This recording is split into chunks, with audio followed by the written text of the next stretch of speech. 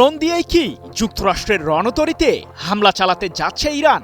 Ayatollah Ali খামেনির দেশটির সামরিক বাহিনী জোর গলায় জানিয়েছে, যুক্তরাষ্ট্র ইসরায়েলের বিরুদ্ধে যুদ্ধের জন্য 200% পর্যন্ত প্রস্তুতি নিয়েছে তেহরান।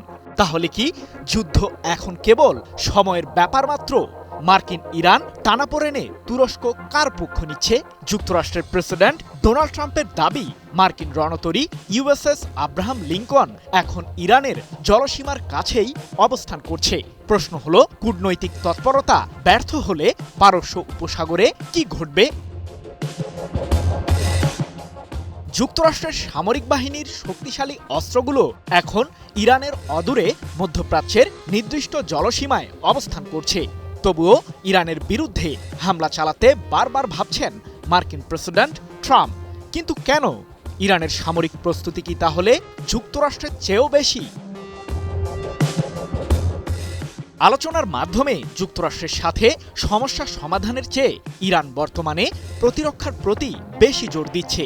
দেশটির শীর্ষ রাজনৈতিক ব্যক্তিত্ব থেকে শুরু করে সামরিক বাহিনীর জ্যেষ্ঠ কর্মকর্তারাও যুক্তরাষ্ট্রকে ঘিরে দিচ্ছে দফায় দফায় হুমকি, যার কারণে কিছুটা বিচলিত মার্কিন প্রেসিডেন্ট ট্রাম্প।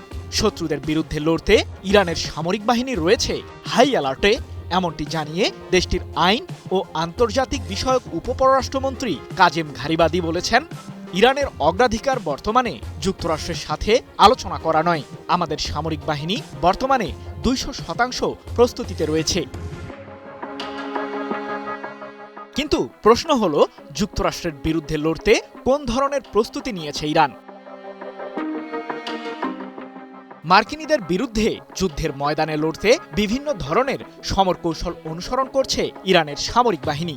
সম্প্রতি ইরানের সামরিক বাহিনীতে 1000 আত্মঘাতী ড্রোন যোগ দিয়েছে, যা শত্রুপক্ষের স্থল, নৌ এবং এয়ারফোর্সের বিরুদ্ধে হামলা চালাতে ব্যবহার করবে তেহরান।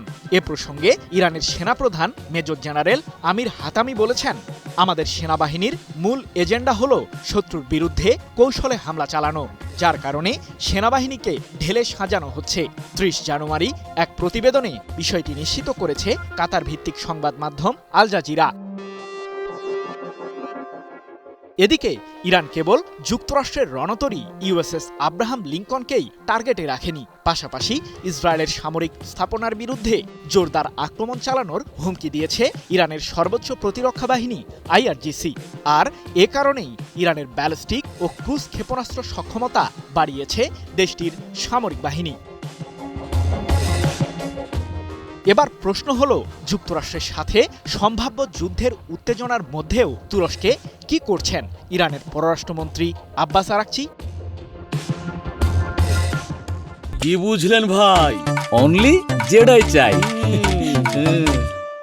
পশ্চিমা সামরিক জোট ন্যাটোর অন্যতম সদস্য তুরস্ক, কিন্তু সাম্প্রতিক সময়ে যুক্তরাষ্ট্রের বিরুদ্ধে জোরালো ভূমিকা রেখেছে তুরস্ক। মার্কিন ইরান টানাপোড়েনে লাগাম টানতে কূটনৈতিক তৎপরতা অব্যাহত রেখেছে আঙ্কারা, যার কারণেই তুরস্ক সফরে গেছেন ইরানের পররাষ্ট্রমন্ত্রী আব্বাস আরাকচি।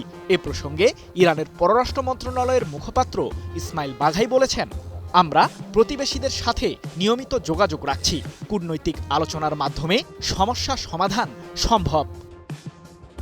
সৃজন মাহমুদ, নিউজ 24।